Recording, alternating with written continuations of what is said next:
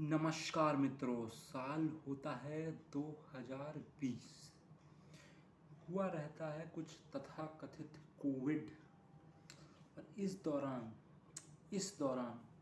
कुछ लोग अमेरिका के शहरों में मास्क पहनकर आंदोलन कर रहे होते हैं, तोड़ फोड़ कर रहे होते हैं। और एक साल बाद या फिर कहें कुछ महीनों बाद चुनाव होता है और उनकी सरकार बनती है। सरकार बनने के बाद हमें याद आता है कि ये आंदोलन कहीं किसी और आंदोलन का बदला तो नहीं था। जी हाँ, हांगकांग में भी कुछ इसी तरह के प्रोटेस्ट हुए थे कुछ महीने पहले। और जिस देश के साथ ये लड़ाई है वो कोई मजाक नहीं है। वो लड़ाई को अंतिम स्टेज पे खेलना जानता है और इसीलिए उसने अपने एक काबिल किरदार को अमेरिका का राष्ट्रपति बना दिया।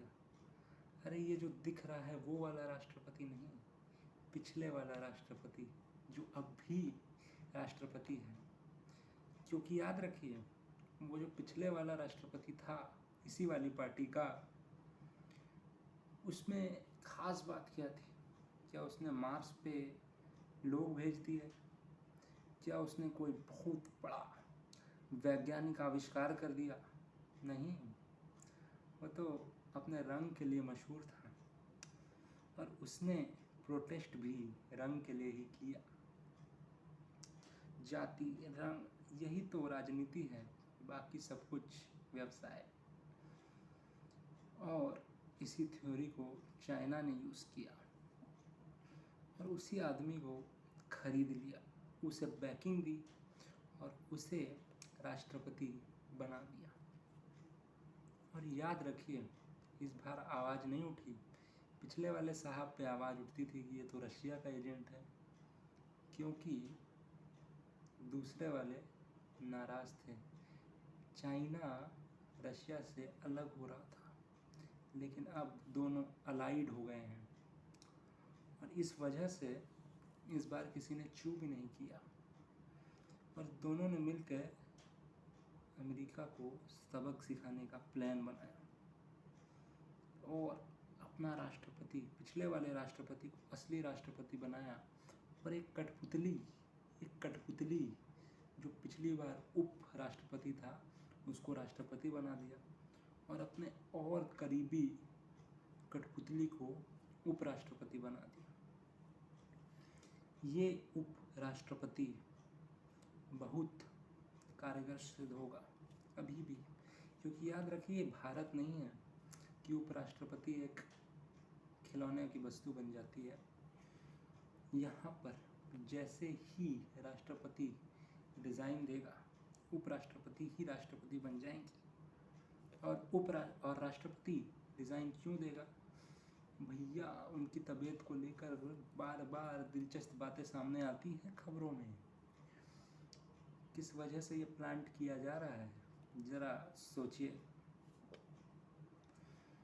और बहुत सारे कम्युनिज़्म के बहुत प्रमाण दिखते हैं, नीतियाँ एकदम सामने सिस्टम में डाली जा रही है।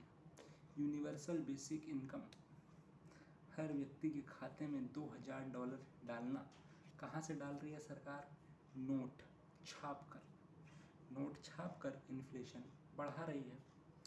इससे वो एक दूसरी चाल चलने की कोशिश कर रहे थे जो कि पूरी तरह से नाकाम होने वाली है।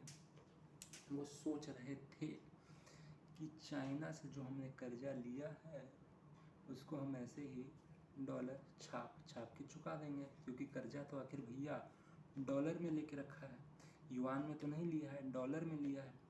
लेकिन वो ये भूल रहे हैं कि नोट छापने से डॉलर की वैल्यू कम होगी।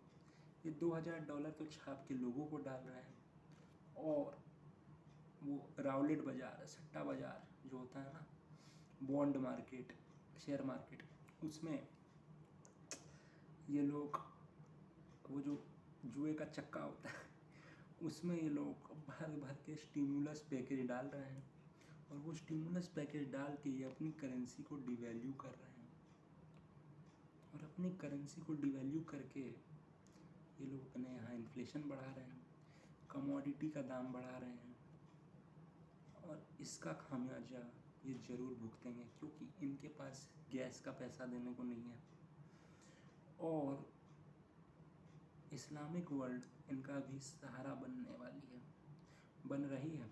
लेकिन हम जानते हैं इस्लामिक वर्ल्ड का झुकाव भी चीन की तरफ पड़ रहा है, और यहीं पे शायद मास्टर स्ट्रोक खेला जाए।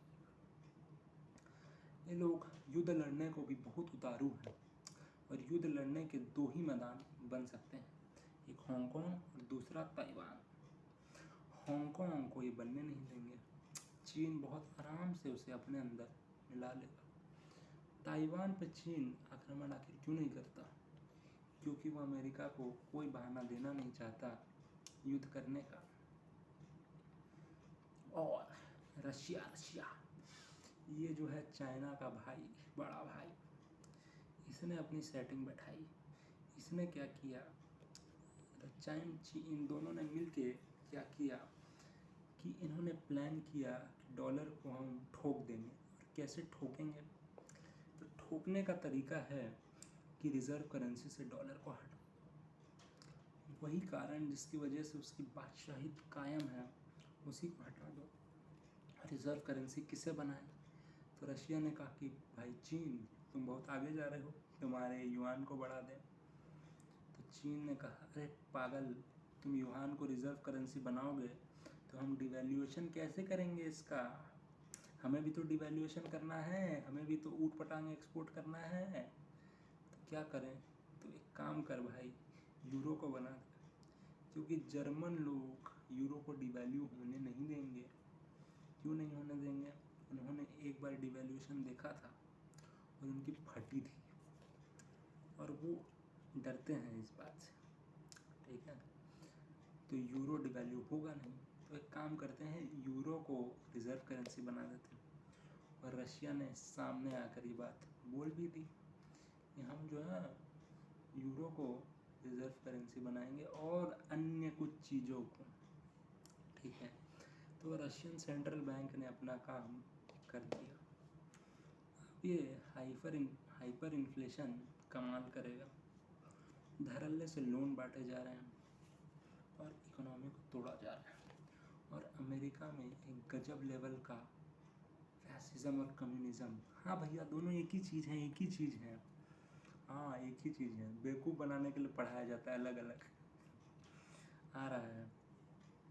कुछ मोनोपोलीज, मीडिया, टेक, वो सब एक तरफ की बात करती हैं। क्यों? क्योंकि अमेरिका एक कम्युनिस्ट राज्य बन चुका है, और ये किसने किया? ये किया है चीन ने, अमेरिका को ही तोड़ने के लिए।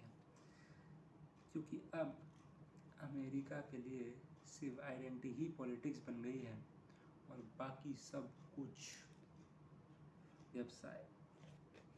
और इसको कराने वाला एक ही व्यक्ति है, बराक ओबामा, जो कि चीन का एजेंट है।